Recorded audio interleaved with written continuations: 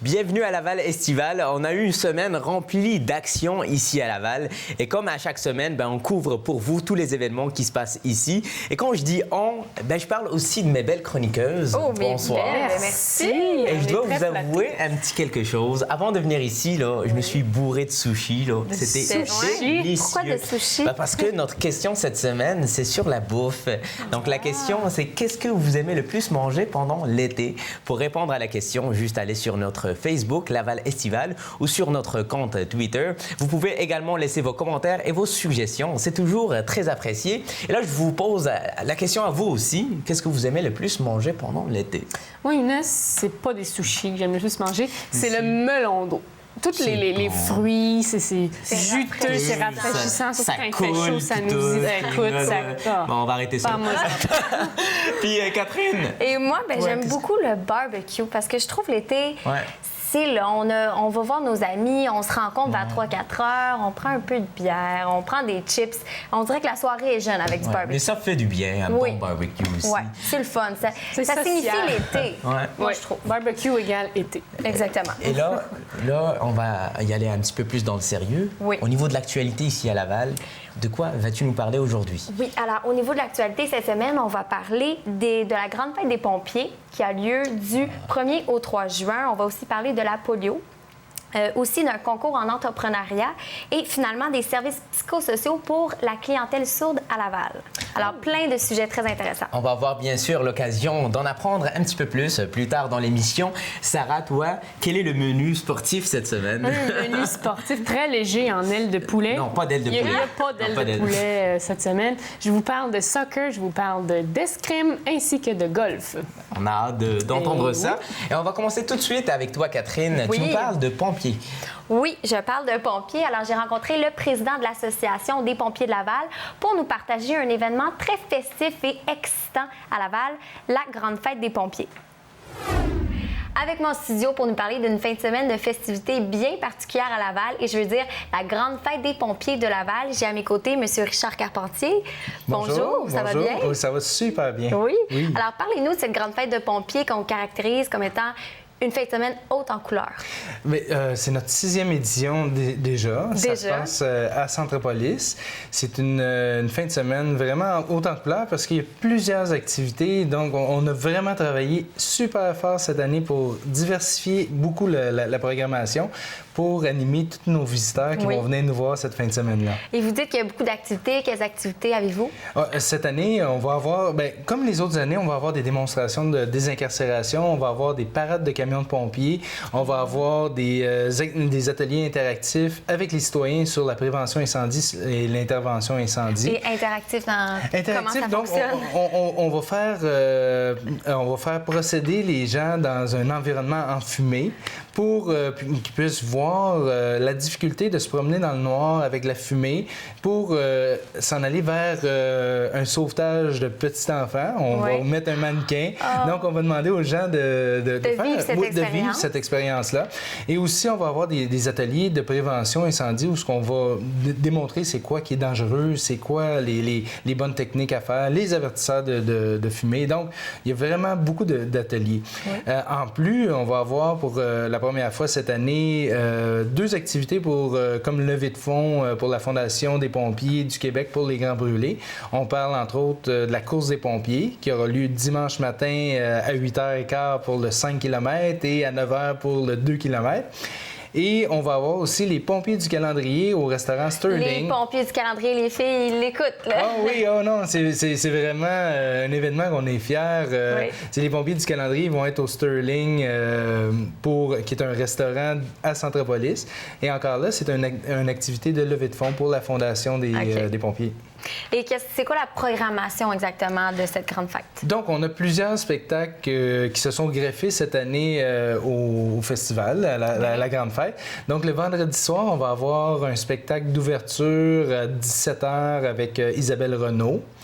À 20h, on va avoir discothèque, donc vraiment une ambiance festive en soirée. Le party, Le gros party. Et le samedi, de 8h le matin jusqu'à 16h, on va avoir l'animation sur le site, les gonflables, les spectacles de magie, l'animation, les ateliers.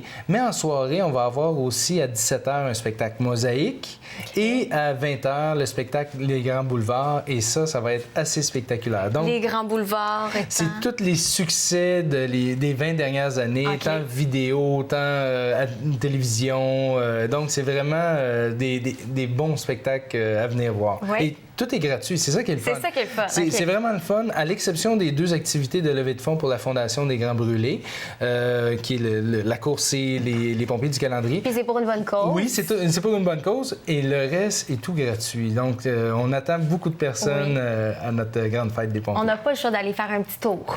Ah non, c'est vraiment beaucoup de personnes arrivent pour venir faire un petit tour et s'accrochent vraiment les pieds parce qu'il y a vraiment beaucoup de choses à faire sur le site. Et vous dites qu'il y avait une parade de camions antiques. Oui. Parlez-nous de cette parade. Le samedi matin, le départ à la place Forzani jusqu'au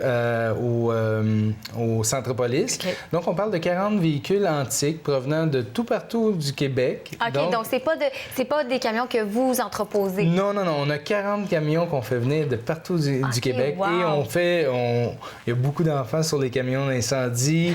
Et il y a beaucoup d'enfants et de parents qui voient cette parade de camions de pompiers-là. C'est vraiment spectaculaire. C'est vraiment le fun à voir. C'est très festif. Et le dimanche matin aussi, ça va être une première. On va faire aussi une parade. Mais là, on va se promener dans les rues beaucoup plus à forte densité de population. Donc, la 100e Avenue, Notre-Dame. Donc, on va vraiment aller... Oui. On veut créer un happening pour que les gens invitent leur famille à venir voir le défilé et par la suite venir nous rejoindre sur le site. Oui. Et parlez-nous un peu de la course. Vous organisez la course le dimanche. Oui. Vous avez le 5 km et le 2 km, c'est ça? Oui. On a les 2 parcours et on a organisé le 5 km avec un départ quand même de bonne heure à 8h15. Bien, c'est quand même raisonnable. C'est quand même bien. On commence bien la journée en forme. Et par la suite, ça permet aux gens du 5 km de pouvoir peut-être s'inscrire aux 2 km avec leurs enfants. Donc, on a un forfait familial, on a une super médaille pour tous les participants. Oui. Il y a même des gagnants? Non, c'est très participatif. Okay. Donc, on a les médailles pour tous les participants et le chandail technique que les participants vont avoir. Puis, il va y avoir quand même l'aspect festif pendant cette première édition de la course des pompiers présentée par Medicus. Honnêtement, ça va être vraiment le fun. Et vous offrez aussi un concours qui sensibilise les jeunes à la sécurité incendie. Oui. Parlez-nous de ça. On a fait une action d'envergure. Donc, on a envoyé dans la commission scolaire de Laval et la commission anglophone de Laval aussi des dépliants incitant les jeunes... Oui, incitant les jeunes à venir répondre à un questionnaire sur la prévention incendie directement sur notre site Internet afin de les sensibiliser au niveau de la prévention incendie. Et de ça, on va avoir des gros prix. On a des forfaits voyages à faire tirer, des forfaits d'expérience à Centropolis. Et tout ça en remplissant simplement le formulaire? Oui, en remplissant le formulaire. L'année passée, on a eu un fort taux de participation. Cette année, on n'a pas encore les résultats, mais on voit que le site Internet fonctionne beaucoup. Donc, c'est une belle façon, une belle vitrine pour aller toucher directement les jeunes du niveau primaire. Oui, c'est très, très, très facile. Puis on parle de toucher 25 à 30 000 étudiants d'un coup. C'est énorme. Ah non, c'est vraiment bien. On est super satisfait de ça. C'est sur quel site qu'on peut remplir le formulaire? La programmation, le concours et toute l'information pertinente à la grande fête, c'est sur fêtedespompiers.com. OK.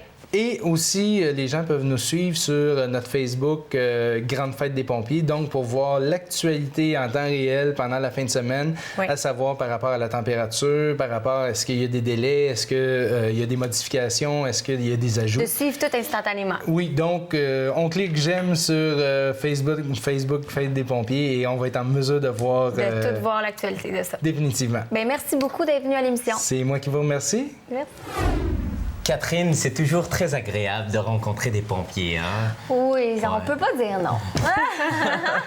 Et Sarah, toi, on commence tout de suite avec de l'escrime. Pour ceux qui ne savent pas c'est quoi le sport de l'escrime, ben, c'est le moment idéal pour que tu l'expliques. Exactement, je vais vous expliquer tout ça.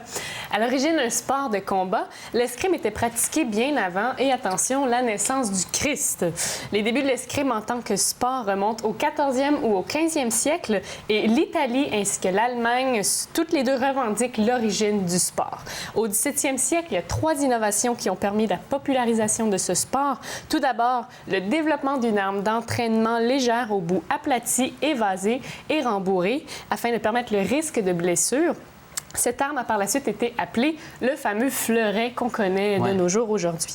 La deuxième amélioration a été la mise en place d'un ensemble de règles qui limitaient la cible à seulement certaines parties du corps, ce qui est très avantageux pour, par exemple, vous les hommes. Ouais. Et puis, enfin, la dernière innovation a été l'adoption du masque de protection au grillage très serré pour protéger le visage et rendre l'escrime un petit peu moins dangereuse. Finalement, j'aimerais vous rappeler que l'escrime a été pour la première fois un sport olympique en 1896 et constitue l'un des rares sports à toujours avoir figuré au programme olympique de nos jours aujourd'hui. On vous présente à l'instant l'entrevue que j'ai réalisée avec Maëlie Beaucaire et Vincent Jean, 2 jeunes escrimeurs de Laval très attachants. Bonjour à tous, je suis en compagnie de Maëlie Beaucaire et de Vincent Jean, 2 jeunes athlètes escrimeurs qui font partie du club MEC de Laval. Ça fait vraiment plaisir de vous avoir avec nous en studio aujourd'hui. Tout d'abord, j'aimerais savoir à quel âge est-ce que vous avez débuté l'escrime? Bien, moi, j'ai commencé à 8 ans. 8 ans? Et toi, Maëlie? J'ai commencé à 9 ans. 9 ans? Donc, mon Dieu, vous êtes tous les deux pleins d'énergie, vous êtes ensoleillés. Je me demandais pourquoi vous avez débuté ce sport. Est-ce que quelqu'un particulier vous a poussé? Ou... Bien, moi, c'est parce qu'au commencement, je faisais du patinage à vitesse, puis j'aimais beaucoup ça, les épées, les choses de même, tout ce qui était ça, qui ressemble à ça. Puis, c'est ça, je me suis dit, moi, faire de l'escrime, parce que ça a rapport à ça, puis j'aime beaucoup ça. Donc, dans le fond, est-ce que tu aimais un peu l'époque médiévale, les châteaux, puis tout ça? Puis, tout ça. Donc, tu as retrouvé tes goûts dans ce sport. Et puis toi, Maëlie? Bien, un ami de mon grand frère en faisait, donc j'ai décidé d'en faire, puis de voir ce que ça donnait. Puis j'ai aimé ça. Tu as aimé ça? Donc, ça a été le début d'une belle histoire entre le sport et toi. Ouais. Je me demandais, qu'est-ce que vous aimez tant dans votre sport? Lorsque vous enfilez votre équipement puis que vous vous mettez à jouer, c'est quoi la chose que vous aimez le plus? Bien, ce que j'aime beaucoup, moi, c'est que c'est un sport d'action, explosif, puis ça prend un peu de force pour tenir l'équipement. Stratégique beaucoup pour... La tactique aussi, tu m'avais parlé tantôt. Ouais. Et toi, Maëlie? Bien, comme Vincent dit, c'est le fun, il y a beaucoup d'action et être avec ses amis, c'est... Donc, pour toi, c'est un petit peu plus le côté social du sport en même temps que la stratégie et la tactique. Ouais. Oui. Donc, en fond, vous êtes tous les deux de niveau provincial en escrime. Je me demandais qu'est-ce que ça implique dans votre horaire? Combien d'entraînements par semaine? Combien de compétitions? Puis tout ça?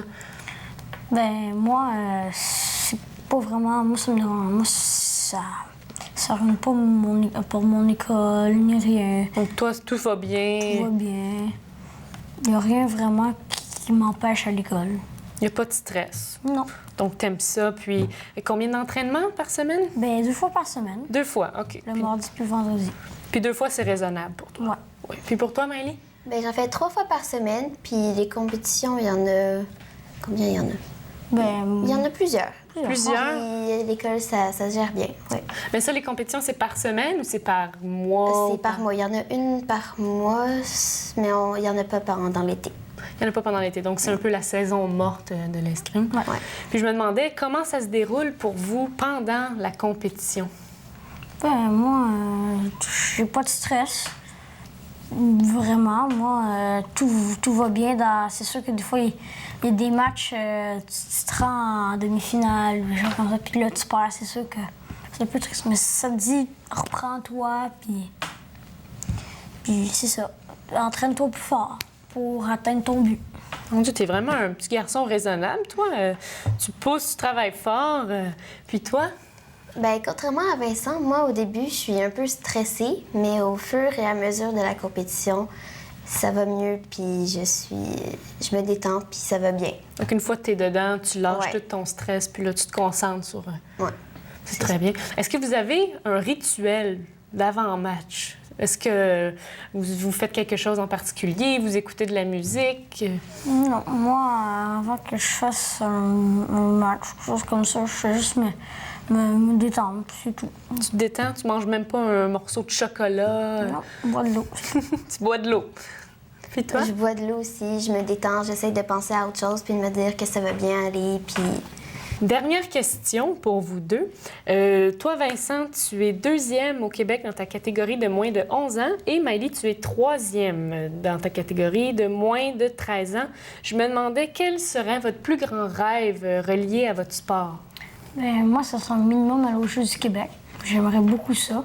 Puis si je réussis ce rêve-là, mon autre grand rêve, ça, c'est beaucoup plus dur, aller aux Jeux olympiques. Jeux olympiques, puis toi aussi? Aller aux Jeux olympiques, ça serait vraiment le fun, mais le but principal, c'est d'aller loin, de se rendre loin. De se rendre loin. Bien, merci beaucoup. En terminant, Vincent, tu voulais faire un message spécial à tes parents? Ouais, j'aimerais ça, ben, comme je disais, j'aimerais ça dire merci à mes parents, France et Gaëtan.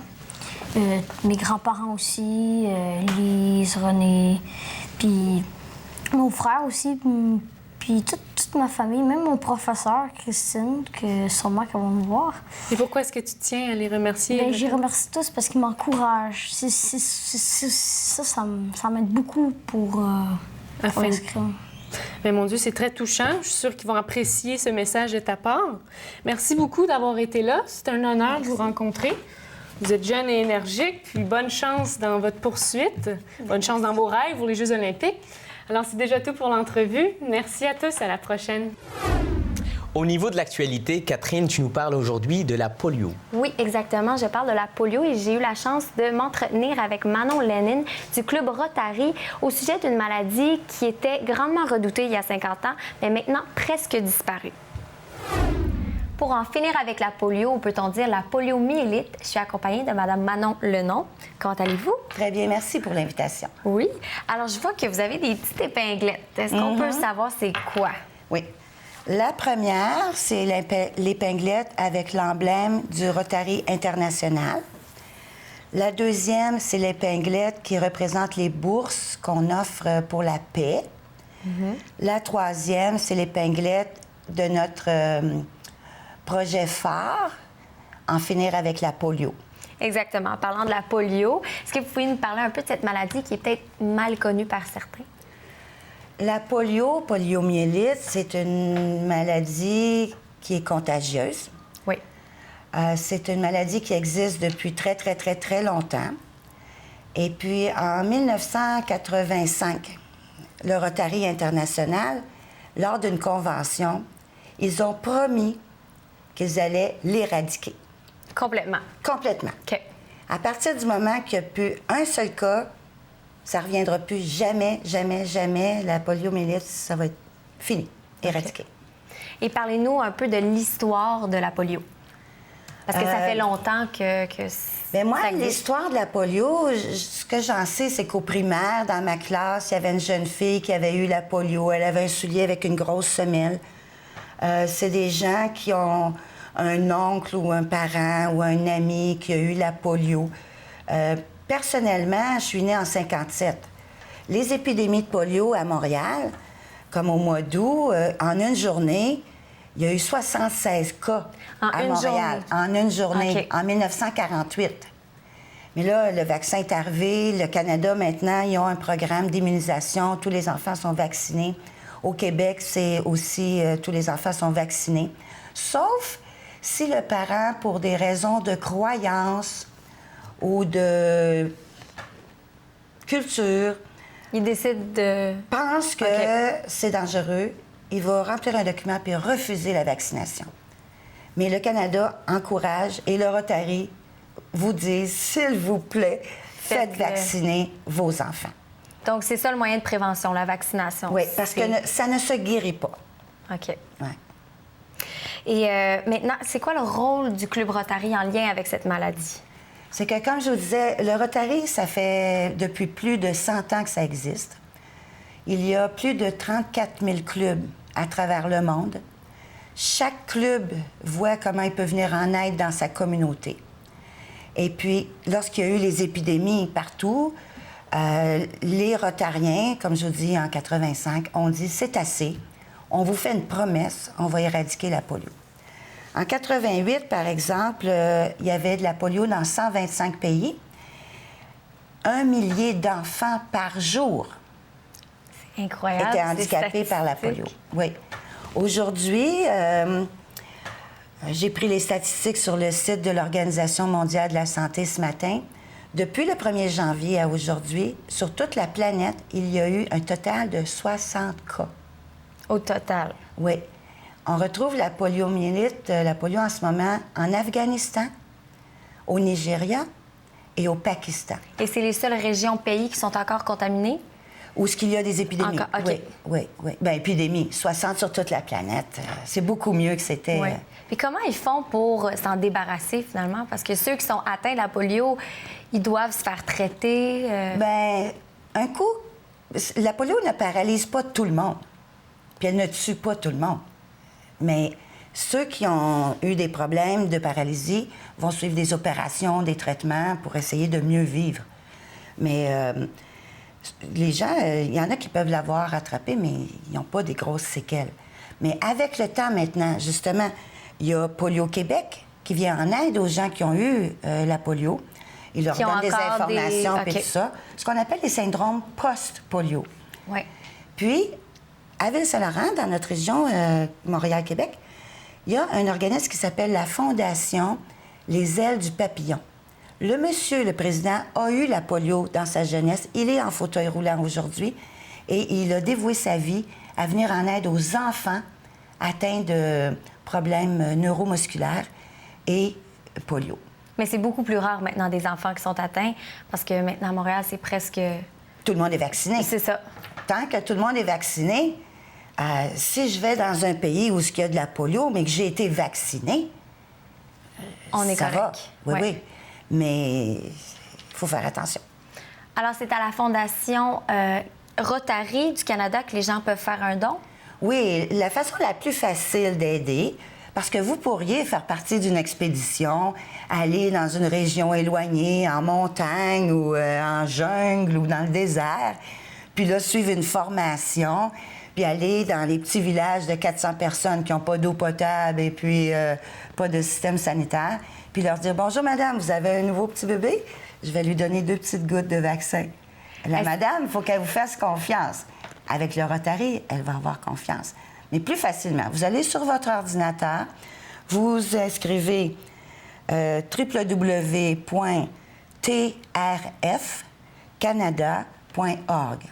Ça, c'est la Fondation du Rotary Canada et vous faites un don en ligne.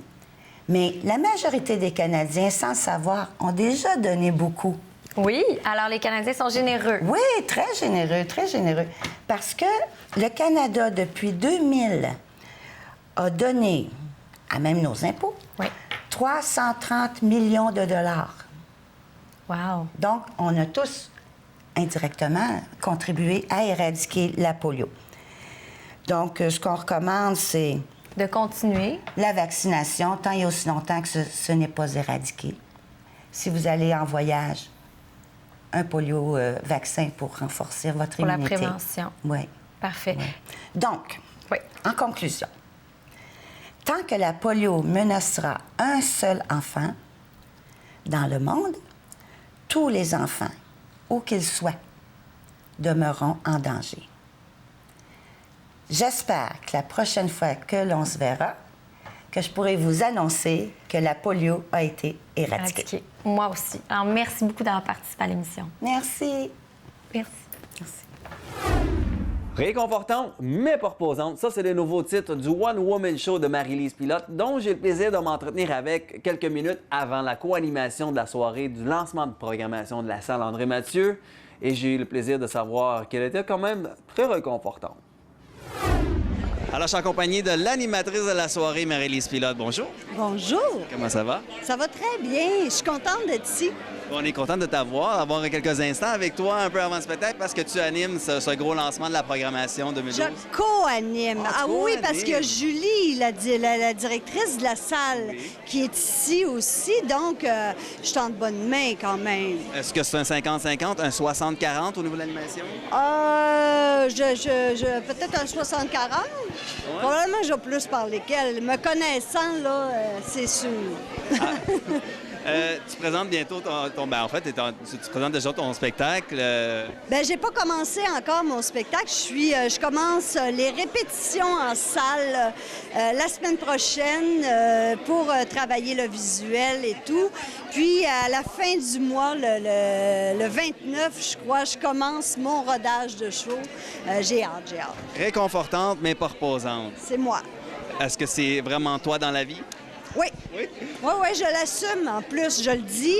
C'est écrit. Il n'y a personne qui peut dire le contraire. Ceux qui me connaissent le savent. Moi, je suis curieux de savoir qui t'a dit que tu étais réconfortante, qui t'a dit que tu n'étais pas reposante. En général, les personnes qui me disent que je suis réconfortante ont tendance à me dire que je suis pas reposante aussi. Okay. Je me complète très bien. Oui, dans les deux pôles, là. Mais je suis très réconfortante. Surtout à cause de ma poitrine. Ah. Oui, je sais pas pourquoi, mais... réconfortante ou pas reposante? Réconfortante. Okay. Oui. Il faudrait spécifier, en fait, à savoir, parce qu'il y a des gens... non, mais vous viendrez voir dans mon show, vous allez voir, j'ai quelque chose de réconfortant, tu trouves pas? Ouais, moi je suis proche, je suis très proche. Tantôt, t'arrêtes pas de te coller, je sais pas, il me semble que tu as tendance à... Oui, ça fait partie de moi. Mais c'est vrai que je suis pas reposante. Okay. Il y a une genre de méchante qui sommeille en moi, puis elle veut toujours ressortir. Ça, c'est vrai. Est-ce qu'on peut avoir les deux côtés de la médaille des fois? Oui, c'est important, ça. Si on veut pas avoir des maladies, il faut laisser sortir le méchant. Sinon, tu gardes tout ça en dedans, puis ça, c'est pas bon. Parle-moi un peu de l'écriture de ce spectacle-là. Qu'est-ce que les gens vont retrouver à part ton côté réconfortant et pas reposant? Je vais parler des voyages, parce que j'adore les voyages. Je vais parler des amis, parce qu'en vieillissant, toi, t'es quand même relativement jeune, là. Moi aussi, remarque, mais... aussi. Mais je me suis aperçue quand même qu'il y a des amis qu'on traîne puis qu'on devrait peut-être pas. T'sais. Je leur ai donné des noms aussi pour qu'on soit capable de les identifier. Okay. Alors, comme l'ami Ikea, tu sais, qui arrive toujours chez vous en petits morceaux, puis il faut que tu remontes, là. Ah, oui. Celle-là, c'est pas toujours bon de la garder. Ensuite de ça, je parle de mon rôle de marraine. Je parle des dons aussi que chaque personne a. Parce que moi, je crois à ça, moi. Je sais pas si tu crois à ça. Toi, tu sais, je crois qu'on vient tous au monde avec des dons. Et ton don, ça serait quoi? Ah, moi, j'en ai... j'ai été choyée. Une liste? J'ai hérité de 26 dons. 26? C'est pas de ma faute, là, tu sais, ça arrive comme ça à la naissance, là, tu sais. OK, il y a des gens qui font leur liste des ex et toi, un soir, tu as fait la liste de tes dons. Non, ça vient de même naturellement, puis, tu sais, c'est le monde qui te dit ça. Ah, t'as le don, tu sais, comme ceux qui ont le don de tomber ses nerfs, là. OK, oui. En général, ils font de très bons animateurs radio pour le show du retour. Ah! C'est vrai? Mais t'as travaillé comme animatrice à la radio. Oui, mais moi, c'est le matin. OK, fait que toi, tu réveillais le monde. Oui, c'est ça. C'était le côté reposant. Oui. Ah, c'est bien. Tu laissais le travail un peu plus irritant aux autres. C'est ça. Et je vais parler aussi des métiers traditionnellement masculins. Okay. Oui, parce que c'est quelque chose dans lequel je suis quand même assez impliquée. Je parle... j'essaie de convaincre les gens aussi qu'une femme pourrait faire évoluer l'Église. Oui, je trouve ça important de parler. Laisse-moi revenir sur le côté des emplois masculins. Comme tu dis, toi, tu as été l'animatrice de Ma Maison Rona pendant plusieurs années. Oui. Est-ce qu'il y a des histoires qui viennent de ça? Non, je suis une non-trad, moi. C'est comme ça qu'on s'appelle entre nous pour non-traditionnel. Okay. Tu sais, il faut qu'un métier soit exercé par moins de 13 % de femmes pour qu'il soit traditionnellement masculin. Et c'est ce que j'ai fait toute ma vie. Je suis humoriste. Les humoristes femmes sont des femmes qui exercent un métier traditionnellement masculin. Je m'excuse, là, mais tu as juste à aller d'un gala, tu vas voir le nombre de gars qu'il y a là. Ce soir, ici, je suis la seule fille. Alors... tu mènes le bal. C'est ça. Bien, il faut qu'il y en ait une quel caddis blanc sur la tête. Alors, et après, je me suis retrouvée pendant 7 ans à ma maison Rona.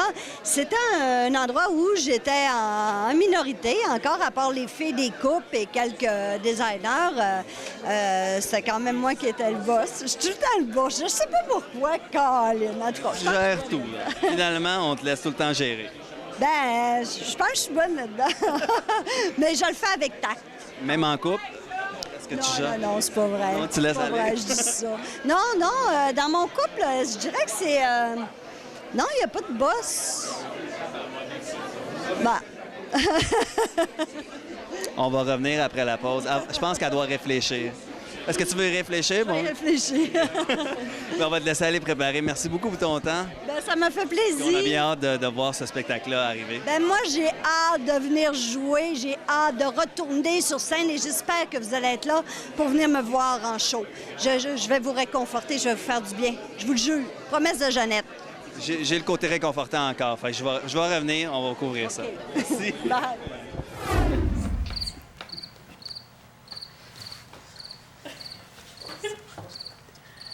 Non, tu peux pas faire ça. C'est vraiment comme ça.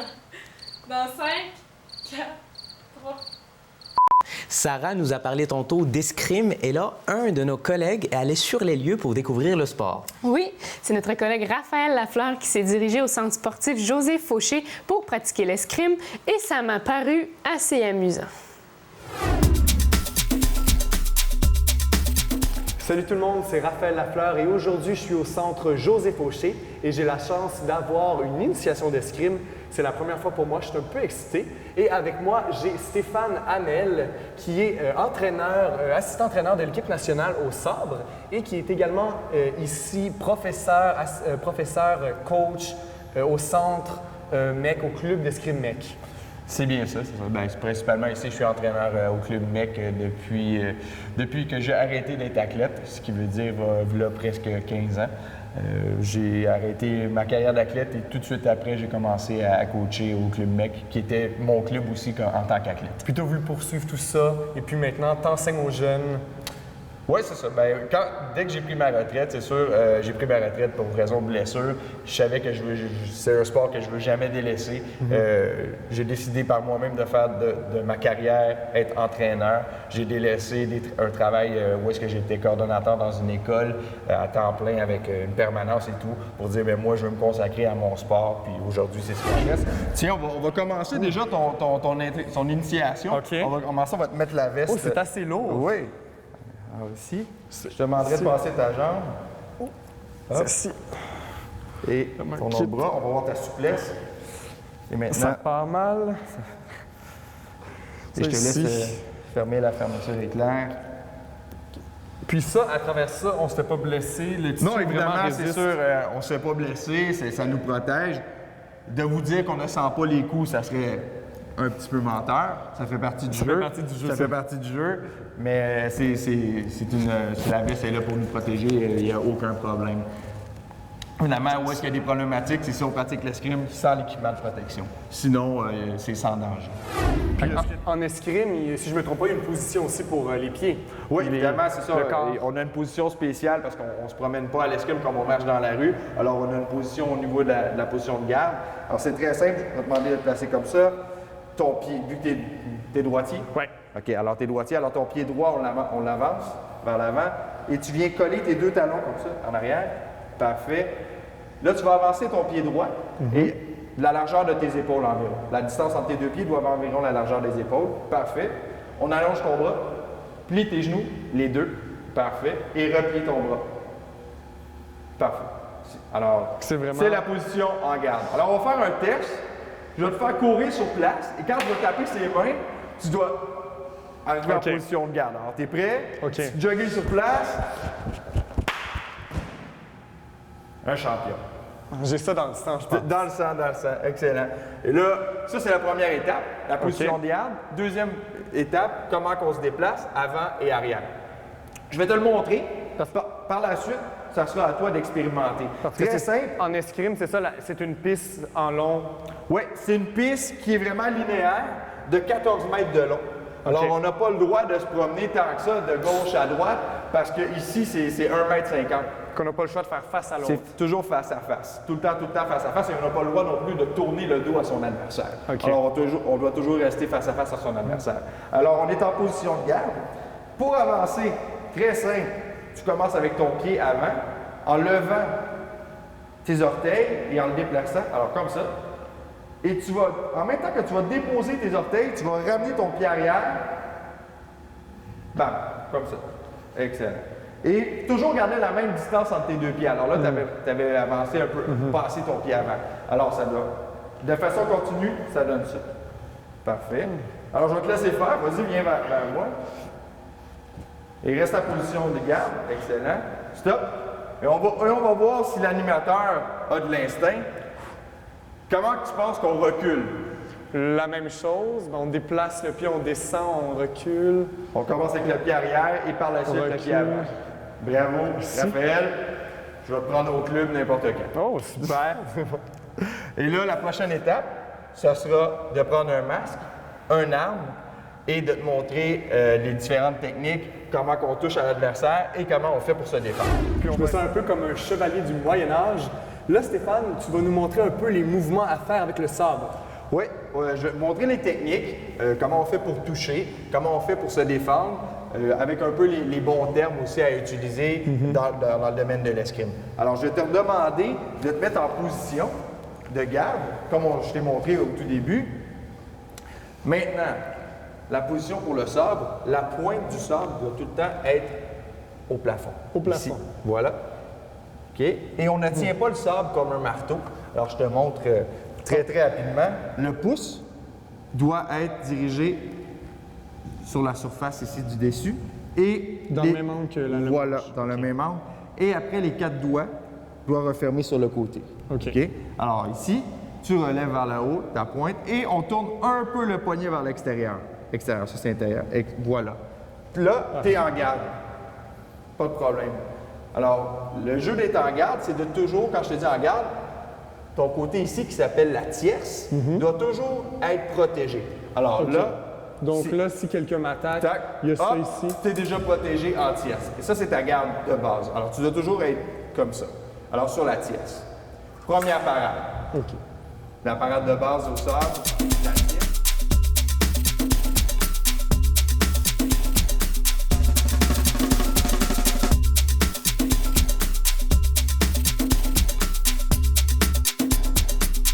Alors, je te laisse te concentrer 2-3 secondes. Faire ma prière. Faire ta prière, appeler tes assurances. Oui, surtout. Non. Et puis Fares, il va arriver et vous allez faire un combat pour démontrer un peu aux gens c'est quoi un combat d'escrime. Parfait. Bien, merci beaucoup, Stéphane. Ben de rien. Merci pour l'entraînement. De rien, de rien. Sûrement. Je suis avec Fares Sarfa, le premier en junior sabre au Canada. Alors, j'ai la chance de combattre contre lui. Alors, tout le monde, souhaitez-moi bonne chance. Alors, merci Fares. Alors, on se prépare? Bonne chance. Bonne chance.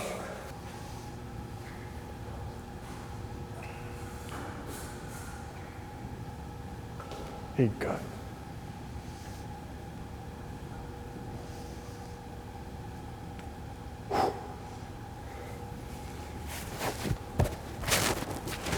Alors, messieurs, en garde. Prêt? Allez. Halte. Alors, Raphaël, on va voir si tu as un instinct. D'après toi, qui a attaqué? Lui. Fares? Oui. Alors, même si vous avez touché tous les deux? J'aurais dû bloquer. Évidemment, tu aurais dû bloquer. Parce que qu'est-ce que tu viens de faire, ça ne te donne pas la priorité. C'est toujours l'attaque qui a la priorité au sabre. Toi, pour te défendre, tu as 2 options. Soit tu le fais passer dans le vide ou faire la parade et la riposte. Alors, c'était l'attaque de Fares. On va te laisser faire une dernière touche. OK. En garde. Prêt? Allez.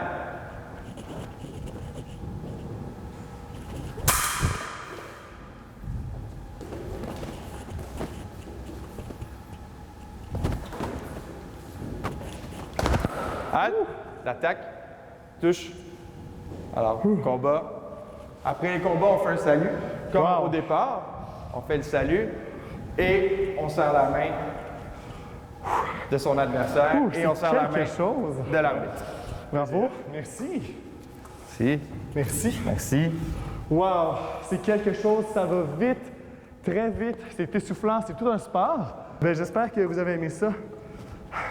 Faites de l'escrime, c'est bon pour l'exercice. Catherine, tu as rencontré qui pour ta prochaine entrevue?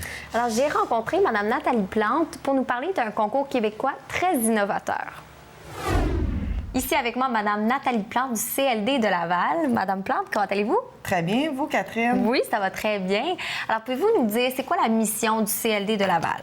Bien, en fait, le CLD de Laval, c'est un organisme de développement économique qui a été créé en 1998. Puis notre mission, c'est d'aider les gens à partir en affaires, mais surtout à rester en affaires. Puis pour ce faire, on fait 4 choses. On fait de l'information d'affaires, on fait beaucoup d'accompagnement de gestion, c'est-à-dire qu'on aide les gens à devenir entrepreneurs. Okay. Donc, les gens souvent sont bons dans ce qu'ils font. Par exemple, un soudeur est très bon pour souder, mais ça ne veut pas dire qu'il connaît toutes les fonctions de gestion, qu'on va l'accompagner pour apprendre ces choses-là afin qu'il réussisse dans son entreprise. On fait aussi certaines formations de gestion ainsi que du financement. OK. Donc, vous touchez à beaucoup de volets. On touche à beaucoup de volets, puis on touche aux gens à partir de l'idée d'entreprise. Okay. Donc, sensibilisation. Même tous les jeunes qui pensent peut-être un jour être en affaires, on donne des cours pour ça. Donc, de l'idée jusqu'à la transmission de l'entreprise. Donc, le CLD n'est pas là juste pour le démarrage, il est là pour toute la durée de vie de l'entreprise. Et vous êtes aussi ici aujourd'hui pour nous parler du Concours québécois en entrepreneuriat. Oui. Expliquez-nous, c'est quoi ce concours? Bien, le Concours québécois en entrepreneuriat, c'est la seule initiative au Québec. On était à sa 14e édition. En fait, on est à sa 14e édition cette année. On est tout près de la conclusion. Ce concours-là va regrouper les jeunes des écoles. Jeunes, je parle du primaire jusqu'à l'université, qui font des projets entrepreneuriaux dans les écoles et qui peuvent déposer à ce concours-là, ainsi que les nouvelles entreprises, donc les entreprises qui ont été créées, qui ont eu des ventes, en fait, depuis le 1er avril 2011, donc l'année dernière, et qui vont démarrer au plus tard au 31 décembre 2012. Okay. C'est le seul concours au Québec qui s'adresse à ces deux clientèles-là en même temps. Okay. Et c'est le seul concours aussi qui est vraiment provincial. Donc, il y a 3 étapes au concours local, régional, dont nous, le CLD, on est le coordonnateur régional. C'est ça, le responsable régional. Oui. Exact. Et il y a le volet provincial, où tous les gagnants du niveau régional vont concourir au niveau provincial et la grande finale va être le 20 juin prochain à Québec. Parfait, très bientôt. Et comme vous avez dit, vous êtes le CLD de Laval et le responsable régional du concours. Oui. Alors, quels ont été les résultats au niveau du nombre de participations cette année? Cette année, on est très fiers. On a mis, avec tous nos partenaires, on a mis beaucoup d'emphase sur la promotion. On a mis beaucoup d'emphase pour faire connaître le concours. Même si on est à sa 14e édition, bien... on veut plus de gens. Plus de gens, oui. Exact. Particulièrement plus de jeunes dans les écoles qui développent les valeurs entrepreneuriales comme l'autonomie, le partage, l'entraide, dans le fond, le leadership. Oui. Et j'en passe tout plein. Donc, on a eu 1898 participants, donc des individus qui ont participé. Ça, c'est une hausse de 42 %. De l'an passé. De l'an passé. Wow. On est une des régions, en fait, la 2e région au Québec à avoir eu le plus d'augmentation. Donc, ça, on est très, très fiers de cet accomplissement-là. Et l'année prochaine, 42 % de plus? On espère. En fait, pas on espère, on met des actions. On espère. Oui. Mais non seulement on espère, on fait des entrepreneurs. Donc, on pose des actions comme venir ici à TVRL pour en faire parler, comme à notre partenariat avec le Courrier Laval pour faire parler du concours, faire parler des gagnants et que les gens se rendent compte que l'entrepreneuriat prend toutes sortes de formes. C'est pas juste avoir une entreprise qui fait de l'argent. Être entrepreneur, c'est entreprendre. Hein? Ça vient du verbe entreprendre. Donc, tous les gens qui posent des actions, qui entreprennent des choses pour améliorer leur sort et le sort de la société, bien, à mon avis, c'est des entrepreneurs. puis c'est des gens qui vont passer à l'action. Donc, on est super fiers. On a eu 127 projets au total qui ont déposé. Projets, et le nombre de participants, c'est combien? 1898. C'est beaucoup. C'est énorme. On a eu également, dans les projets étudiants, 71 projets étudiants. Wow. On a eu 56 nouvelles entreprises qui ont déposé. Donc, on envoie 28, on a envoyé au provincial 28 projets qui ont gagné. Et vous devez être fiers de ces projets. Ça doit être des gros projets très... Bien, pas nécessairement des gros projets. Hein. Souvent, les gens pensent ça, il faut que ça soit un gros projet. Dans ce concours-là, tout projet entrepreneurial qui est innovant, qui fait une distinction, qui répond à un besoin, ça peut être un projet qui est relativement modeste, mais qui atteint des objectifs d'aider la société, que ce soit pour les projets étudiants ou pour les créations d'entreprises, que c'est innovant, que c'est un nouveau modèle d'affaires, que ça répond à un besoin de notre région, bien, ça peut être ça peut être un travailleur autonome. Ça peut être 3, 4, 5 étudiants qui se sont mis ensemble pour faire un projet.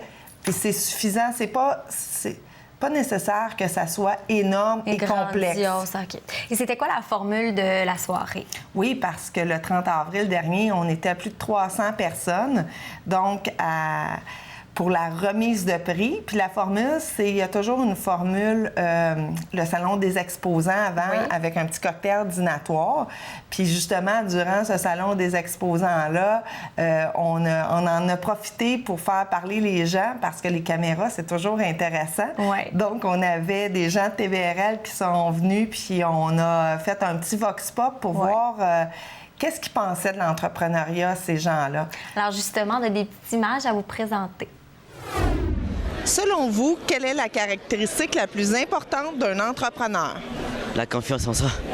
Je pense que ça prend beaucoup d'initiatives. Il faut se lancer, trouver notre idée, puis vraiment avancer. Donc, il faut penser à des choses nouvelles. Donc, je pense que l'initiative, à la base, c'est une caractéristique très importante pour un entrepreneur. D'après moi, c'est la persévérance, puis c'est vraiment d'avoir une idée, puis d'arriver au bout de son idée. Il faut surtout pas avoir peur de foncer. C'est de vendre les affaires que tu as fait. Je pense que la caractéristique la plus importante, c'est premièrement la détermination. Il ne faut pas lâcher, il faut travailler fort, mais aussi bien connaître notre produit, notre clientèle et faire une bonne étude de marché et, comme elle a dit, jamais lâcher. Je pense que ça prend pour un entrepreneur la volonté de réussir, de l'ambition et puis surtout de la vision pour essayer de sortir un peu des sentiers battus. En fait, c'est de toujours garder la passion, notre passion d'autrefois, notre passion pour toujours, et la persévérance. Bien, c'est premièrement atteindre ses objectifs, la réussite. Au cours de la réalisation de votre projet, quels apprentissages avez-vous fait? Bien, on a appris à travailler en équipe. On a développé notre autonomie. Moi, mon apprentissage que j'ai fait, c'est que j'ai appris de nouveaux animaux, j'ai appris comment faire des bracelets, des ceintures. Ah bien, moi, j'ai appris à gérer un inventaire, comment mieux communiquer avec les gens, voir qu'est-ce qu'on a de besoin là, de savoir à propos de nos produits, comme vraiment connaître notre produit de fond en comble pour être capable de bien informer les gens sur nos différents produits. On a appris le travail d'équipe, l'esprit d'équipe, la confiance en soi. Bien, j'ai appris à donner au suivant, à aider les gens, que ça fait plaisir, puis que juste un petit sourire, ça peut beaucoup aider. Pour réaliser un grand événement annuel, vous devez avoir plusieurs partenaires. De qui s'agit-il? C'est clair. Entre autres, on a Emploi Québec, on a le Courrier Laval, on a le Carrefour Jeunesse Emploi de Laval, qui est un fidèle partenaire depuis longtemps, le Forum Jeunesse Laval, la CRE de Laval et plusieurs autres. Entre autres, certains partenaires privés comme Alpin Gauthier, qui est là depuis plusieurs années, qui nous appuie. Le mieux, c'est d'aller voir sur notre site Internet pour voir tous nos partenaires, voir tous les lauréats. On a vraiment toutes les informations. Sont là. Donc, pour avoir plus d'informations, on va sur votre site Internet. Exact. Et pour la prochaine édition, la 15e qui s'en vient, on va sur notre site Internet www.cldlaval.com. Parfait. Eh bien, merci beaucoup d'être venu à l'émission. Merci. J'ai eu l'occasion de parler avec Mathieu Bouchard, un passionné de littérature, et il nous parle d'une sorte de magazine assez particulier. Je suis avec Mathieu Bouchard, un amateur de fanzine. Fanzine, qu'est-ce que ça veut dire? C'est la question que plusieurs personnes se posent. Alors, c'est quoi un fanzine, Mathieu? Alors, un fanzine, eh bien, d'abord, le mot vient de la contraction de deux autres mots, soit fanatique et magazine. Alors, un fanzine, c'est ni plus ni moins qu'un magazine fait par des fanatiques. Fanatique au sens d'amateur passionné, non pas en sens de fanatique qui aurait sauté une coche. Donc, c'est un magazine, mais réservé aux amateurs? Pas réservé aux amateurs. Produit par des amateurs, mais éventuellement... évidemment, quand on produit quelque chose, on veut que ce soit un maximum de personnes qui le lisent et qui l'apprécient. Donc, non pas exclusivement aux amateurs, mais à tous. Mais qu'est-ce qui différencie un vrai magazine, ben pas un vrai magazine, mais un magazine de masse, d'un fanzine, par exemple? Bien, essentiellement, ça va être le fait que le fanzine est un produit amateur. Un magazine, normalement, va être le fruit de professionnels. Donc, ils sont payés pour faire le magazine. Et puis, le magazine, en tant que tel, va devoir répondre à des impératifs de rentabilité. Contrairement, le fanzine, lui, puisqu'il est amateur, puisqu'il est produit de façon plus souvent qu'autrement bénévole, ne répondra pas à des impératifs de rentabilité et donc va être distribué de façon... Est-ce qu'on peut dire qu'il est plus indépendant? Oui. Il est indépendant de tout, finalement, parce que vous n'avez pas de... Sauf de son créateur. Exactement, c'est ça. Mais c'est quoi un bon fanzine pour vous? Si je un bon fanzine, là, vous avez apporté avec vous j'en ai apporté plusieurs. Un bon fanzine, pour moi, va mélanger texte et graphisme. Donc, par exemple, ici, on a Autobus 64 Nord, qui flash dans la caméra. Autobus 64 Nord regroupe texte, comme on peut voir, avec différentes calligraphies, et puis des dessins. Ici, on peut voir une jolie femme à côté sur une New Beetle. C'est Femme Fatale, qui est... Femme blonde, en fait, qui est le personnage central d'Autobus 64 Nord. Mais qu'est-ce qu'on retrouve dans des fanzines? Est-ce que c'est plus des poèmes, de la politique? Il y a un peu de tout. Politique, écologie, poèmes, BD, textes d'opinion, textes de fiction, nouvelles. Il y en a vraiment pour tous les goûts. Absolument. Chaque personne choisit sur quel sujet il pourrait écrire. Est-ce qu'il y a des fanzines dans lesquels on pourrait retrouver différents sujets, différents sujets? Bien, c'est sûr que généralement, les fanzines vont avoir tendance à se spécialiser autour de ce qui importe, disons, pour son créateur. Comme ici, j'en ai deux, Mots de résistance et puis les autres qui sont les œuvres d'une artiste peintre et photographe qui s'appelle Elsie. C'est tout ce qu'on sait d'elle, c'est ses initiales. Elle s'intéresse principalement aux mouvements sociaux. Donc, ces fanzines à elle parlent de contestation. Mots de résistance est un portrait photographique de différentes manifestations qui ont lieu en Europe et au Canada au cours des dernières années. Et puis les autres racontent les événements autour du G20 à Toronto en 2010. Est-ce que je me trompe si je te dis que les fanzines ont un petit caractère engagé aussi? Non, tu te trompes pas. Mais ça dépend desquels, évidemment, parce que si on regarde... j'en ai pas avec moi, mais il y en a qui ne sont pas engagés. Autobus 64 Nord est beaucoup moins engagé, beaucoup plus fictif. C'est sûr que si on va par contre du côté de dépasser la ligne ou faire maille, bien ces deux-là sont très engagés. Ils supportent la cause des étudiants actuellement. Ils sont imprimés à chaud dans le conflit actuellement. Donc, eux sont engagés, évidemment. Mais est-ce qu'il y a une organisation de personnes qui font ces magazines-là? Est-ce que vous vous rencontrez, par exemple, une fois par année? Je ne sais pas comment ça marche, je sais pas. Tu lis dans mes pensées. Organisation, je ne sais pas vraiment à quel point il y a une organisation, mais je sais qu'à chaque année, vers le mois de novembre, malheureusement, on n'est pas vraiment dans les dates, mais vers le mois de novembre, il y a un événement qui s'appelle Exposine, qui est une sorte de salon du livre, ou est-ce que là, finalement, ça serait un salon du fanzine. Ben, merci beaucoup. Ben, ça me fait plaisir. Merci à toi, Lissou.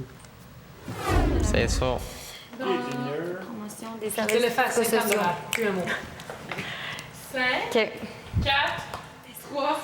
Au niveau de l'actualité, Catherine, tu as rencontré Isabelle Fournier et Yvan Monta. Oui, exactement. Je les ai rencontrés pour nous faire la promotion des services psychosociaux de première ligne pour la clientèle sourde de Laval.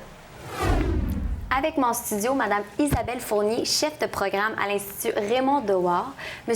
Yvan Monta, coordonnateur à l'APVSL, accompagné de son interprète, M. Yvan Boucher du CIVEC. Alors, bonjour à vous deux, ça va bien? Oui, merci. Bonjour, ça va bien? Alors, Monsieur Manta, expliquez-nous quel est l'organisme l'APVSL. C'est l'Association des personnes vivant avec une surdité de Laval qui existe depuis l'an 2000. C'est un organisme sans but lucratif pour regrouper les personnes sourdes et malentendantes et également les personnes sourdes aveugles de la région de Lavalloise, via des activités sociales, récréatives, culturelles et informatives. Et la clientèle sourde a maintenant accès à des services psychosociaux et c'est exactement depuis l'automne 2011 que ce projet a été mis sur pied et que ces services sont offerts à Laval. Expliquez-nous comment ça s'est déroulé. D'accord. Enfin, c'est une grande journée pour les personnes sourdes et malentendantes de la région de Laval. Parce que depuis l'an 2000, nous avons beaucoup de personnes sourdes, par exemple, qui venaient à notre bureau et qui recherchaient des services de première ligne pour répondre à leurs besoins. C'est ce que nous n'avions pas auparavant. Donc, souvent, nous étions obligés de référer les personnes sourdes à Montréal, à l'extérieur de leur région. Donc, c'était ardu pour le déplacement, mais enfin, depuis cet automne, le service de première ligne a été ouvert ici à Laval pour répondre aux vrais besoins des personnes sourdes gestuelles. Et Mme Fournier, expliquez-nous quel est l'Institut Raymond Dehors, si j'ai bien prononcé.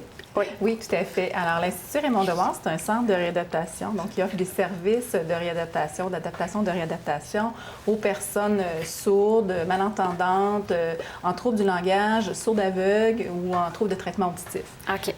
Personnellement, je suis impliquée plus au programme sourds-gestuels et aux services de première ligne psychosociaux et continuum de services en santé mentale. Donc, oui, effectivement, comme M. Manta l'expliquait, le service de première ligne psychosociaux à Laval est ouvert en fait depuis 1 an, mais on a fait officiellement le lancement donc la semaine dernière. Alors, les services psychosociaux de première ligne, c'est des services qui sont offerts par des personnes de mon équipe, des personnes qui sont formées pour donner des services aux personnes sourdes, c'est-à-dire qu'ils maîtrisent la langue des signes québécoise et qui connaissent bien aussi les aspects de la culture sourde. Ça nécessite également une connaissance du réseau parce qu'on travaille beaucoup avec le réseau.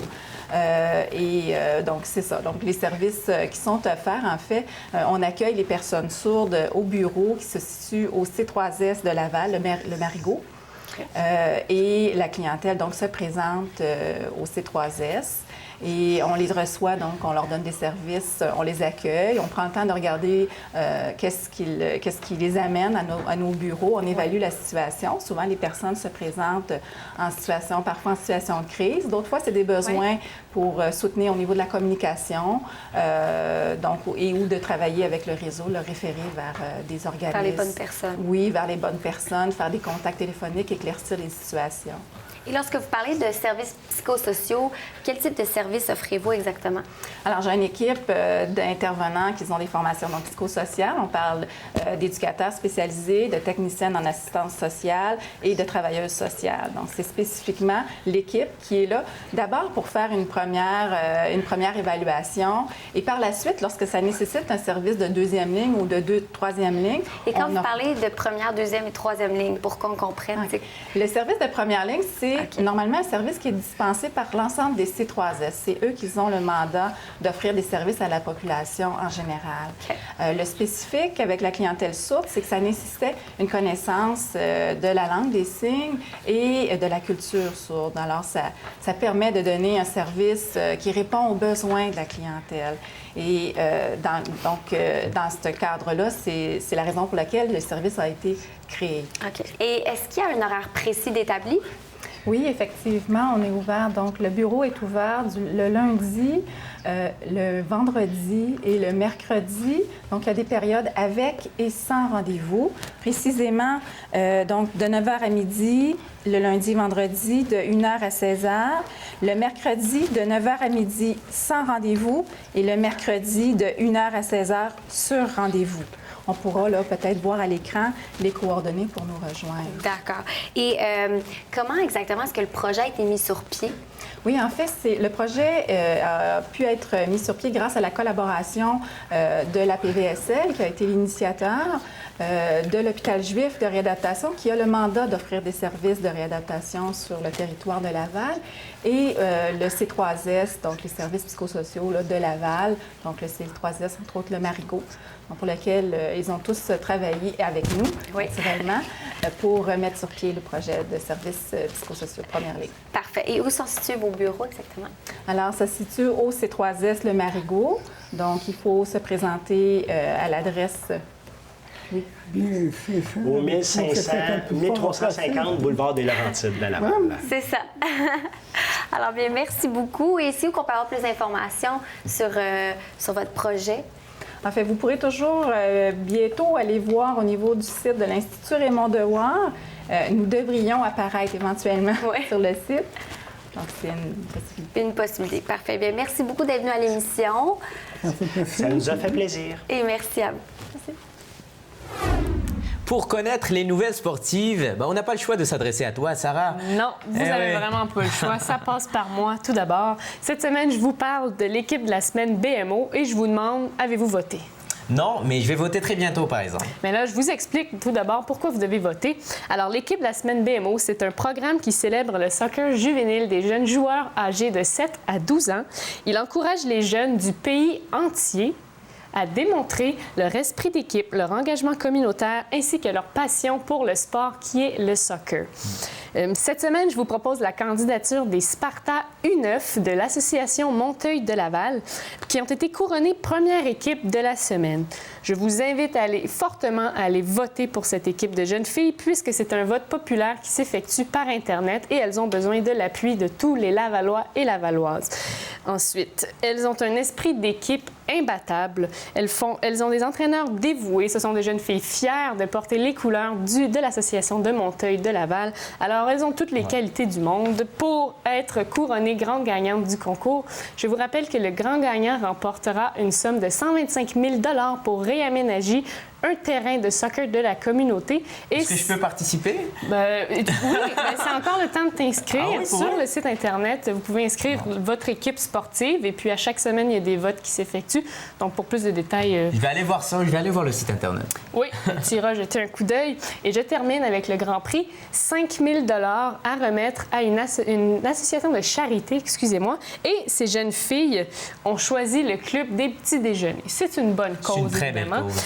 Et finalement, je vous invite à aller voter sur le site Internet puisqu'elle mérite de gagner ce Grand Prix.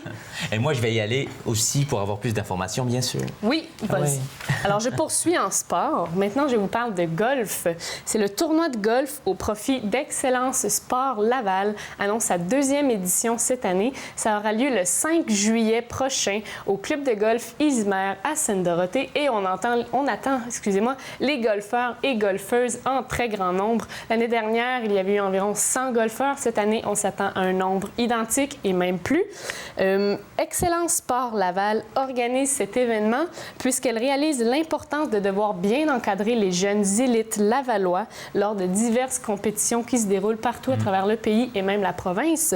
Donc, l'année dernière, 10 000 $ ont été amassés et on aimerait faire de même cette année. Alors, c'est pour cette raison que je lance l'appel à tous et toutes les golfeurs, golfeuses. Alors, rendez-vous au Golf Ilsma à Sainte-Dorothée le 5 juillet pour aller ramasser des fonds pour nos athlètes de Laval. Merci beaucoup, Sarah. Bien, ça fait plaisir. OK, choisis une couleur, là, je vais dire ton horoscope. OK. Bon, ben bleu. Bleu, OK. Bon, ben écoutez, le temps que je lis son horoscope, il va devoir me donner son argent anyways. J'ai rencontré Billy Tellier, puis lui, il nous parle de son spectacle, son premier one-man show qui s'en vient à la Saint-André Mathieu. Regardez ça. Demain, tu vas devoir me donner ta maison. Ça va aller mal aussi, là. Ah, la section humoriste. Fallait se rendre là. C'est ça. OK. La section humoriste. Je suis pas Philippe Bang, je suis pas Pierre Hébert. Non, Billy. Ah, je suis là. Ah, Billy. T'as quand même moitié de page, 3/4 de page. Non, je suis pas eux autres. C'est bon. Tu vois, t'écrases Maxime Martin, Jean-Marc Parent, les Denis Drolet, Peter McLeod.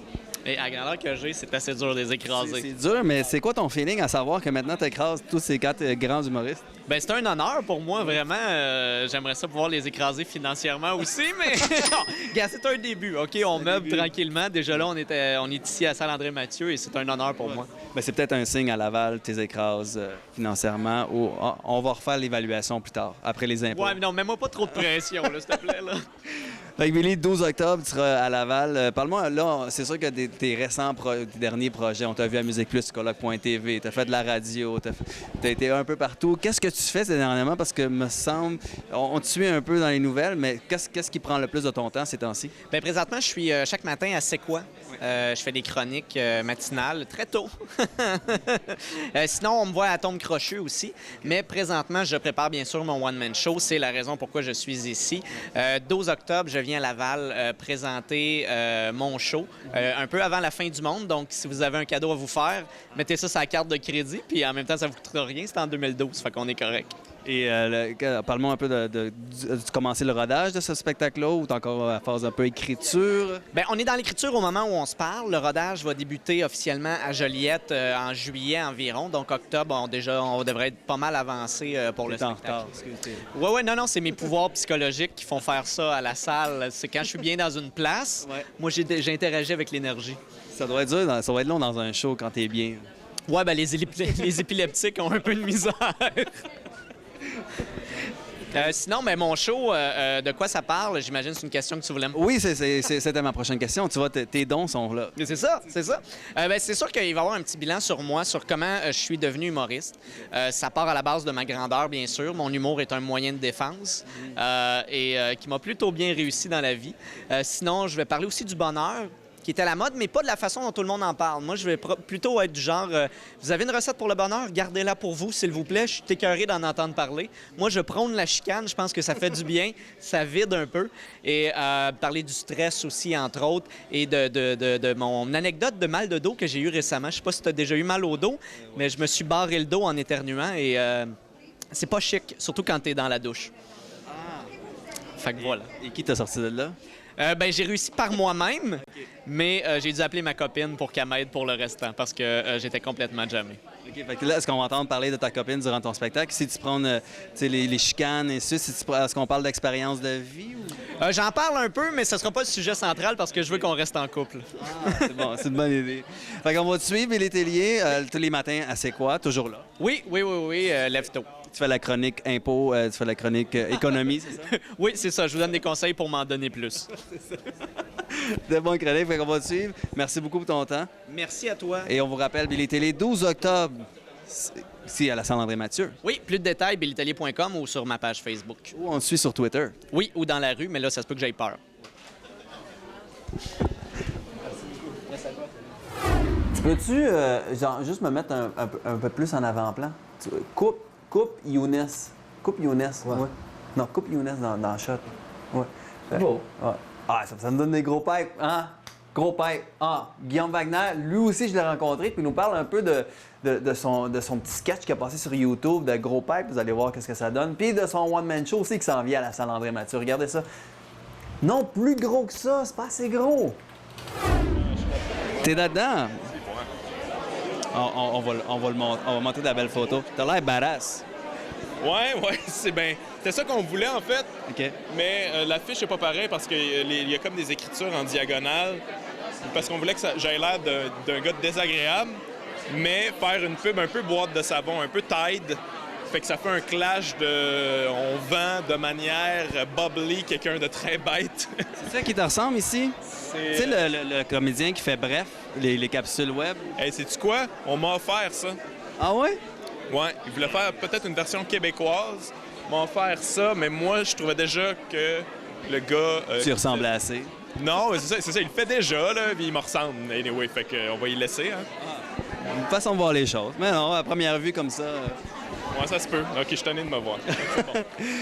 Guillaume Wagner, Olivier de l'année passée. Ouais. Mais on dirait, ça, c'est sûr que moi je t'avais vu notamment plusieurs fois dans les bars avant ça. Mais on dirait que qu'est-ce qui t'a énormément mis sur la map, c'est ta description d'un douchebag. Ça a fait, là, si vous savez pas c'est quoi un douchebag, allez sur Facebook, notez Guillaume Wagner et voir son vidéo sur YouTube, en fait. Tu sais, des fois, tu sors dans des bars, tu vois du monde au loin. Qu'est-ce qu'ils se disent, ces gens superficiels-là? Qu'est-ce qu'ils ont à se dire? C'est... Oui, ce gros pipe, babe! Le pipe, check ça, babe, le gros pipe! Ah ouais, c'est TM, je gros taton, hein? Le taton, hey, pipe, moi! Les veines, mes pipes bronzées, gel dans les cheveux! Ah ouais, c'est TM, le gros taton, hein? Check mon cul, un string dans le cul, là! Hey, pipe, moi! Et j'en monté un aileron aussi! Ouais. Tu pensais-tu que ce numéro-là allait vraiment capter autant d'attention? Ben non, mais c'est assez spécial comment c'est reçu en plus, parce que moi, à la base, je trouvais ça trop baveux, trop désagréable. Je trouvais ça too much, mais c'était un impro que j'avais fait à un moment donné, puis ça avait bien marché, puis là, je l'avais refait, puis là, ça marchait beaucoup trop. Puis là, à un moment donné, j'ai réalisé que les gens que je ridiculisais là-dedans, ils tripaient. Ils étaient comme, hey, c'est malade quand tu fais le gars avec les pipes et tout ça. Je dis, mais man, c'est toi je parle. C'est pas grave, tu sais. Fait que j'ai réalisé qu'il y en a qui avaient beaucoup d'autodérision. Fait que c'est pour ça que ça a marché autant. C'est que autant ceux qui s'avisent pas que ceux qui s'avisent, ils ont trouvé ça drôle. Est-ce que tu as déjà eu l'expérience, peut-être qu'on voit comme dans un film, de quelqu'un qui est arrivé ultra gros pipe, qui s'en venait de parler, puis t'as fait, oh non, c'est ma dernière minute? Non, ils sont assez...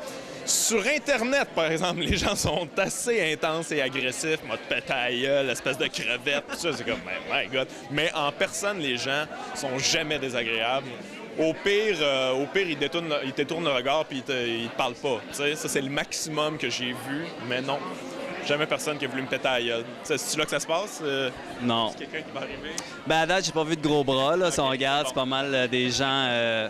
assez d'expérience. Ouais, c'est ça. Guillaume Wagner, parle-moi un peu de ton spectacle. Tu travailles bien sûr sur ton one-man show. Qu'est-ce qui s'en vient avec ce one-man show? Parle-nous un peu de l'idée derrière ce one-man. Ben en fait, je travaille là-dessus avec Jean-François Mercier qui fait ma script édition en ce moment. Fait qu'on travaille là-dessus. Le show s'appelle Cinglant. Fait que ça annonce bien les couleurs. C'est un show qui est quand même assez cru, quand même assez direct. Puis c'est ça que je voulais dire, justement, avec ce titre de show-là. Je voulais dire à certaines personnes, peut-être pas pour toi, tu sais, grand-maman, tu sais, viens pas. Tu vas pas passer une bonne soirée. Mais si tu vois, tu sais, il y en a des grands-mères ouvertes qui font comme, ah, Cinglant, j'aime ça, moi, je veux prendre le risque d'aller voir ça. Fait que, mais au moins être averti. Je voulais avertir les gens que je voulais annoncer mes couleurs tout de suite, en fait. Est-ce que ça va être un spectacle 18 ans et plus, 21 ans et plus? Ça pourrait l'être. Moi, écoute, si t'as des enfants, viens pas voir ça avec tes enfants. Mais ça, c'est une affaire tout court. Je vais jamais voir un show d'humour avec des enfants. Moi, ça me fait capoter quand les gens y amènent leurs enfants. Ils comprennent rien, à moins qu'il y ait un clown, un mime. Ou que le parent fait beaucoup d'argent. Oui, mais tu sais, il va pas triper ton enfant, là, puis il va juste déranger tout le monde. Mais c'est pas parce que Guillaume veut pas vous voir vos enfants. Si vous voulez acheter des billets, venez-vous-en. Non, amenez vos photos d'enfants, mais pas vos enfants. J'ai rien contre vos enfants, juste pas dans ma salle. Mais ça vient déjà avec, si on veut dire, le warning, Jean-François Mercier qui travaille là-dessus. Déjà là, on sort à sa réputation. Et à Guillaume Wagner, déjà, ton humour est déjà assez relativement cru, on peut dire. Ouais, ça me surprendrait que quelqu'un vienne me voir et soit pas au courant. Je veux dire, le show s'appelle Cinglant, script édition Jean-François Mercier. Je suis dans un gars le soir, cliptomane. Si t'as pas compris le message, écoute, prends les cues quand ils arrivent. Hein? Et quand est-ce qu'on va voir ce one-man show dévaliser les salles un peu partout à travers le Québec? Ben, en fait, moi, je commence à roder ça à Laval, justement, 10-11. On est ici à Salle André-Mathieu. Et ça, c'est vraiment les 2 premières dates de rodage. Là. Ça va être tout frais. Puis on va ajuster ça, puis tout ça. Puis je reviens à la salle Campagna, comment ça s'appelle? Champagna. Champagna, c'est ça, voilà. Je reviens un petit peu plus tard dans l'été, continuer le rodage. Là, ça va être différent, ça va être un peu plus tard dans l'été. Puis après ça, première 17 octobre à Montréal. Puis après ça, la tournée part, puis on va revenir à Laval. Excellent. Bien, on va se donner rendez-vous pour ces dates-là, puis on va suivre la cadence et les ajustements de ce spectacle. Guillaume Wagner, merci. Merci à toi. Bonne soirée. Toi aussi. C'est presque terminé pour nous aujourd'hui. Déjà. Ouais, oui. Ça passe trop vite. Les filles, qu'est-ce qui a le plus retenu votre attention cette semaine? Moi, cette semaine, je dois vous dire, c'était l'entrevue avec Manon Lénine sur la polio. Et c'est un sujet qui me touche beaucoup parce qu'en fait, mon père a été atteint la polio. Donc, quand j'ai eu l'entrevue avec elle, je trouvais que ça m'a touché énormément. Et quand elle m'a dit qu'il restait seulement 60 cas, je trouvais ça une très bonne cause pour vouloir s'en débarrasser. Absolument. Alors, en non, plus, j'étais une très femme contente. très généreuse aussi. Oui, très généreuse. Sarah, de ton côté? Bien, de mon côté, c'était ma rencontre avec Maëlie et Vincent, les deux jeunes escrimeurs de Laval tout à l'heure. Et ils étaient tellement mignons, ils étaient attachants, souriants, ils vendaient leur sport. Et puis, j'ai vraiment apprécié ma rencontre avec eux. Bien, merci à vous. Merci. À vous à la maison. Je vous rappelle que vous pouvez répondre à la question de la semaine sur notre page Facebook ou notre compte Twitter. N'hésitez pas également à nous émettre vos commentaires et vos suggestions. Donc, dans quelques instants, Laval en rafale suit avec Anne-Marie Kirouac. À la semaine prochaine.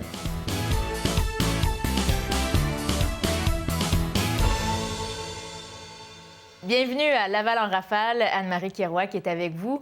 On commence aujourd'hui avec Mme Joanne Paré du C3S de Laval qui nous parle des services psychosociaux de première ligne qu'ils offrent tout particulièrement aux personnes souffrant de surdité.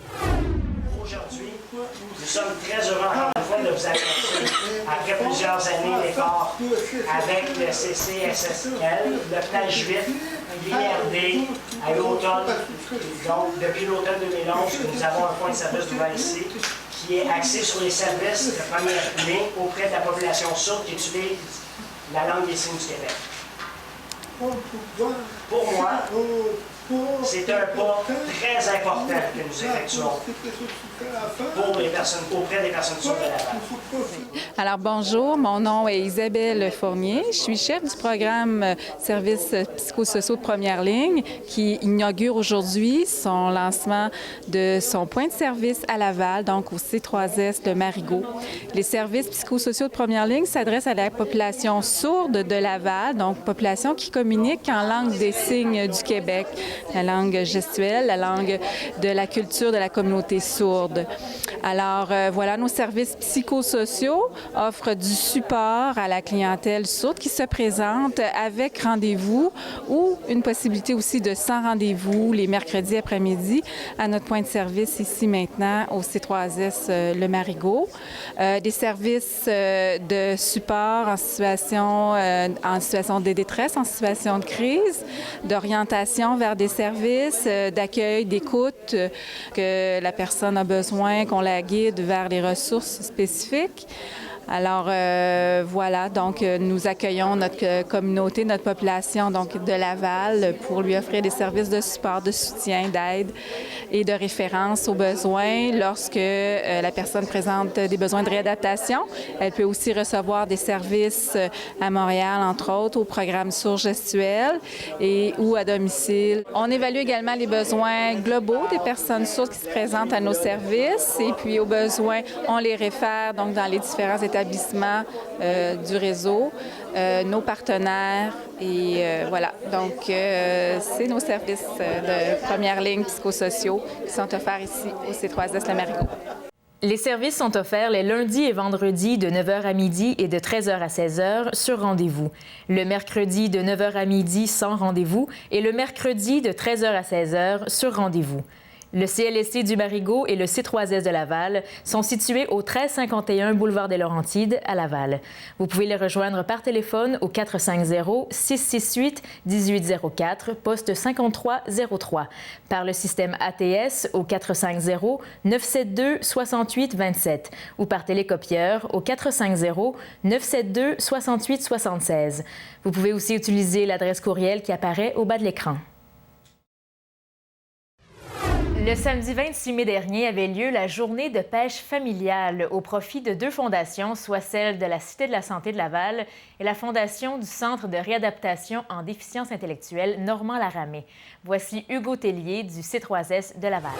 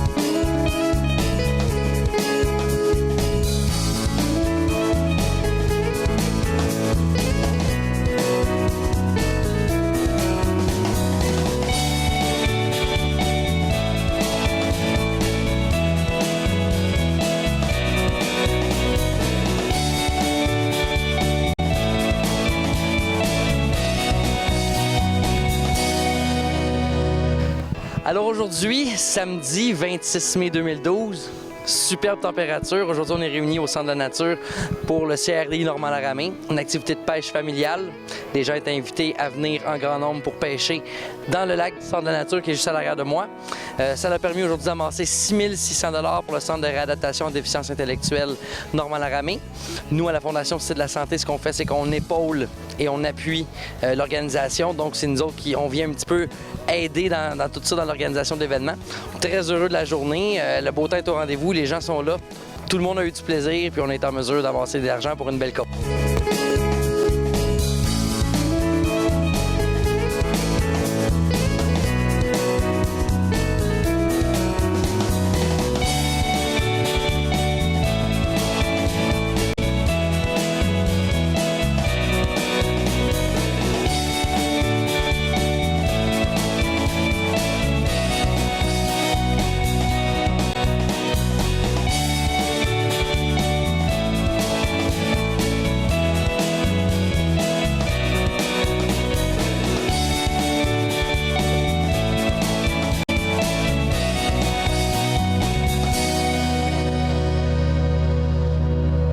Le numéro 8, 6, 9, 4, 2, 3.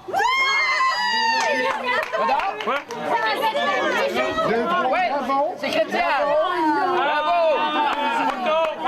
Photo.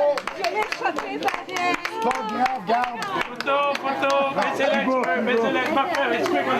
Parfait, comme ça, regardez-moi. Mettez un beau sourire, regardez-moi, lâche pas, regardez-moi, parfait. Bravo, la gang! On termine cette semaine avec un entretien avec Charles-Olivier Bourque de la boutique Maeva Surf à Laval qui nous parle de la très grande compétition internationale de flowboard qui a eu lieu le 19 mai. Après quelques arrêts de cette compétition de niveau international, d'une compétition de surf intérieur, et qui s'est arrêtée dans les endroits les plus réputés pour ce sport, comme le Wave House en Californie ou le Surf Sal en la Floride. Aujourd'hui, il fait beau et aujourd'hui, le rendez-vous du Flow Tour 2012 s'arrête ici, au Maeva Surf à Laval.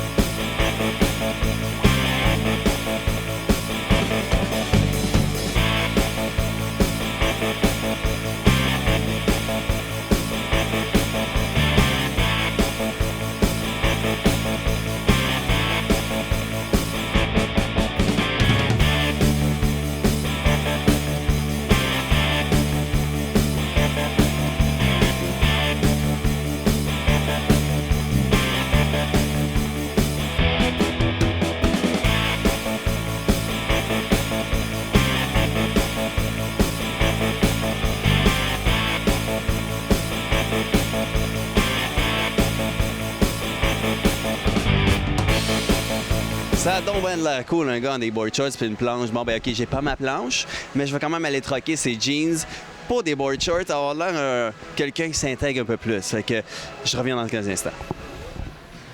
Voilà. Board short, camisole sans manche, je suis prêt à aller me mouiller. Let's go, les amis!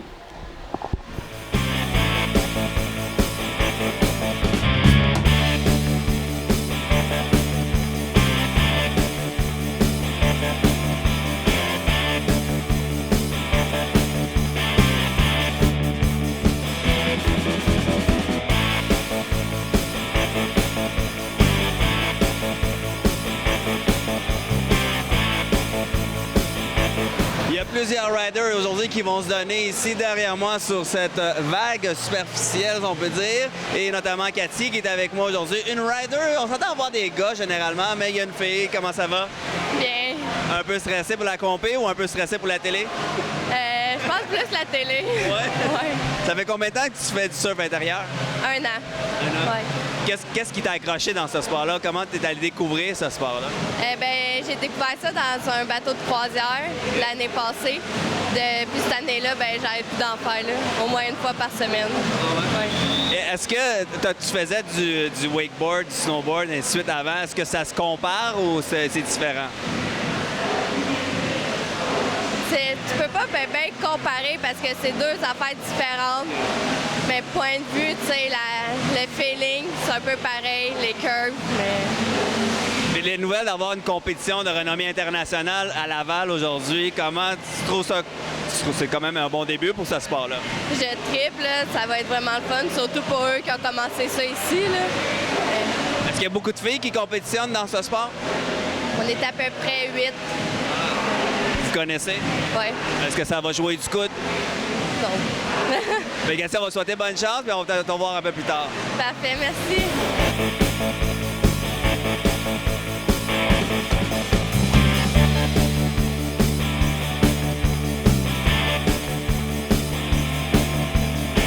Derrière des événements de grande envergure comme celui ici au Maeva Surf aujourd'hui, il y a des gens qui travaillent extrêmement fort, comme Charles Olivier, que ça fait longtemps qu'on court après. Il est bien occupé. Charles, comment ça va? Ça va bien, merci. Charles, parle-moi un peu de l'événement. Comment on en est rendu au Maeva Surf à obtenir un événement d'envergure internationale? Bien, on est super fiers d'avoir réussi ça ici. Ça fait longtemps qu'on travaille là-dessus. La tournée, en fait, ici, c'est juste un stop d'une tournée qui est habituellement aux États-Unis qu'on a réussi à avoir. C'est une tournée qui se fait à travers les États-Unis. Puis, en travaillant un peu là, en partenariat avec la compagnie qui organise cette tournée-là, on a réussi à faire valoir notre point par la qualité un peu de nos installations, par l'engouement un peu qu'il y a au Québec depuis la dernière année pour le sport qui est le flowboard. On a fait valoir notre point, on a présenté nos plans un peu pour l'organisation de l'événement. On a réussi à avoir un stop ici. Parle-moi un peu, le Flow Tour en tant que tel, on sait que c'est un événement de flow riding intérieur, mais comment les participants devront épater les jeux, comment ils sont notés?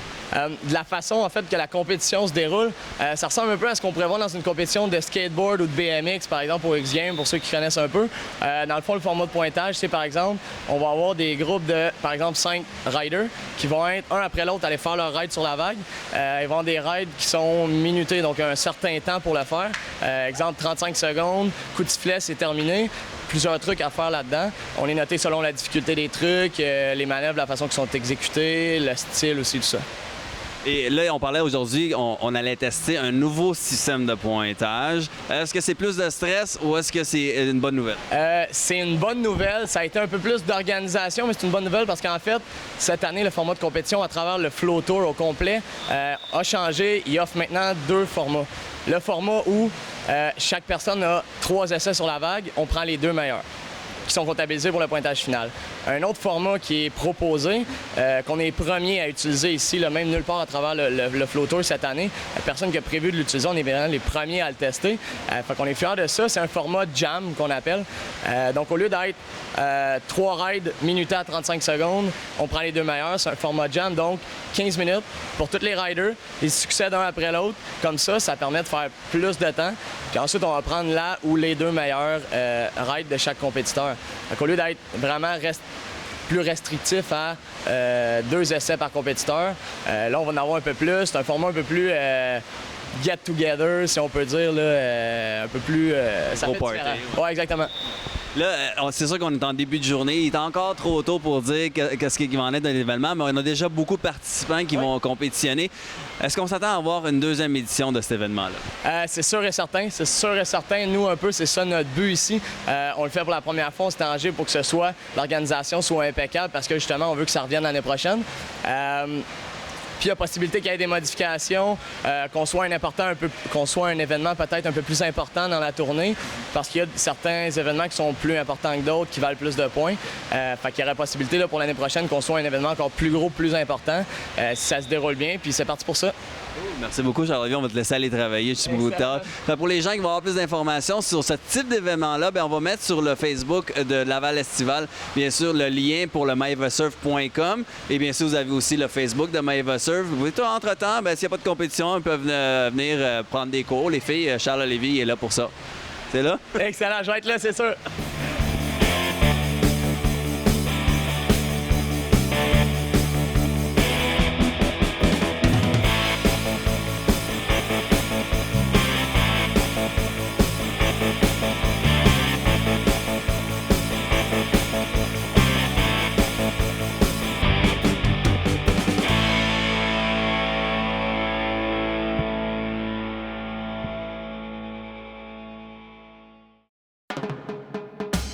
chaque dimanche dès 9h30, n'oubliez pas le bingo à la télévision régionale de Laval, animé par Hélène Lavigne. Voici quelques gagnants.